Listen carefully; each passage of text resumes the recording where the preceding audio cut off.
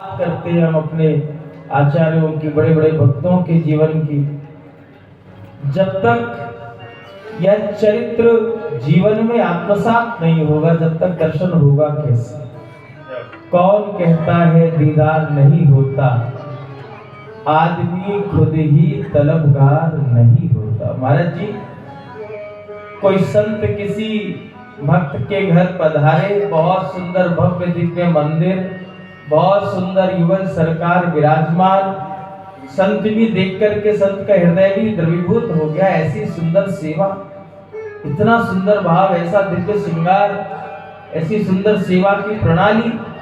और जब दर्शन करने के बाद संत का हृदय गदगद हुआ और संत वाणी प्रकट हुई, आप बड़े भाग्यशाली हैं, आप बड़े सौभाग्यशाली हैं, प्रभु की भक्ति आपको मिली, प्रभु की सेवा करने का सौभाग्य आपको मिला। हम तो यही प्रार्थना करें जन्म जन्मांतर तक आपको ऐसी सेवा का सौभाग्य मिले। तो सेठ जी कहे, ये सब बात तो ठीक है, बस ये बताओ महाराज मूर्ति कैसी लगी? प्योर मकरानी में बनवाई है, प्योर मकरानी में बनवाई है। संत भगवान ने कहा बस भैया गई भैंस पानी में। तो इतना सब कुछ करके भी मूर्ति माने बैठा, मकराना माने बैठा। भैया जब जब ठाकुर विराजित होते हैं, देखो कहीं ना कहीं से तो स्वरूप लाओगे, है ना, लेकिन कहीं ना कहीं से स्वरूप आएगा। भगवत स्वरूप पाषाण में भी प्रकट होगा, काष्ठ में भी होगा, धातु में भी होगा। किंतु वैष्णव धर्म यह कहता है, वैष्णवता यह कहती है कि भगवत स्वरूप चाहे जहां से भी आपको प्राप्त हो, उस रूप में आपको मूर्ति या विग्रह प्राप्त नहीं हुआ है, उस रूप में आपको साक्षात श्री ठाकुर जी ही प्राप्त हुए। घर में विराजमान श्री ठाकुर जी का स्वरूप कुछ और नहीं, यह ठाकुर जी का अर्चा अवतार है। भगवद गीता में कहते हैं ना, अहम भक्त पराधीन, मैं भक्त के अधीन रहता हूं, मैं स्वतंत्र नहीं हूं।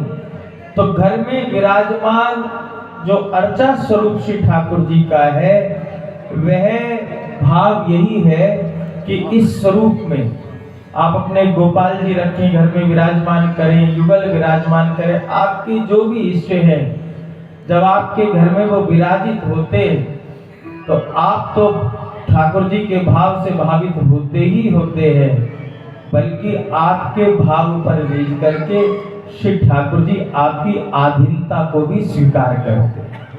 आपका जब मन आए जब जगाते हो, जब मन आए जब सुलाते हो, जब मन आए जब पवाते हो, ठाकुर जी विराजे रहते हैं, कुछ कहते नहीं। क्यों?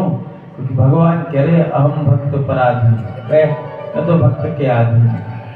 तो यही बात यहाँ निकल करके आती है, यही सार निकला दिव्य चरित्रों का कि प्यारे ठाकुर जी कहीं और है ही नहीं। तुम बड़े बड़े सत्कर्म कर रहे हो, बड़े बड़े दान पुण्य करते हो, कैसे हाँ हमको स्वर्ग मिल जाए, हम जब धरती से विदा हो तो कोई नरकवासी हमें ना कहे, स्वर्गवासी कहे।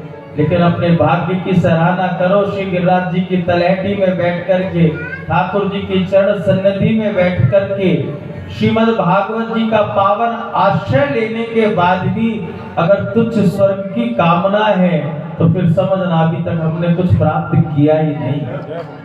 हम लोग नित्य धाम में बैठे हुए, ठाकुर जी के नित्य धाम में बैठे हुए, ये नित्य विहार स्थली है, यहाँ चार चरण नित्य विहार कर रहे हैं।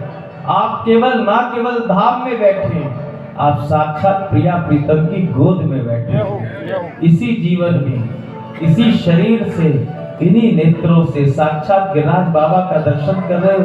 ये ठाकुर जी का घनीभूत स्वरूप है, श्री यमुना जी द्रवीभूत स्वरूप है। और है क्या? श्री यमुना जी क्या है? यमुना जी युगल का प्रेम ही तो द्रवीभूत होकर के यमुना जी के रूप में बह रहा है। युगल का प्रेम घनीभूत स्वरूप में तो श्री गिरिराज जी यहाँ विराजे हुए हैं। हम नित्य विहार स्थली में बैठे हैं, अपने भाग्य की हम सराहना करें। जैसा कि प्रथम दिवस के महात्म की कथा में आता है कि देवता आए अमृत कलश लेकर के, कि स्वर्ग का अमृत राजा परीक्षित को पिला दो और भागवतामृत हमको दे दो। लेकिन यहाँ विनिमय तो चलता ही नहीं है, ये व्यापार तो है ही नहीं। और सुखदेव जी ने हंसी उड़ा करके देवताओं को वापिस कर दिया।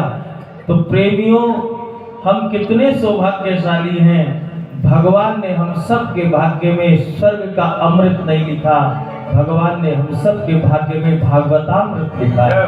भागवतामृत लिखा है। कितने सौभाग्यशाली है। आओ आज जय जय पधारे कृपा करके तीसरे दिन, तो तीसरे दिन पधारे हैं। अब अवतारों की श्रृंखला आरंभ हुई है, तो जय जय का भी दर्शन हो रहा है। इनकी वाणी का लाभ हम सब ले लें। एक बार बोलो श्री हरिदास।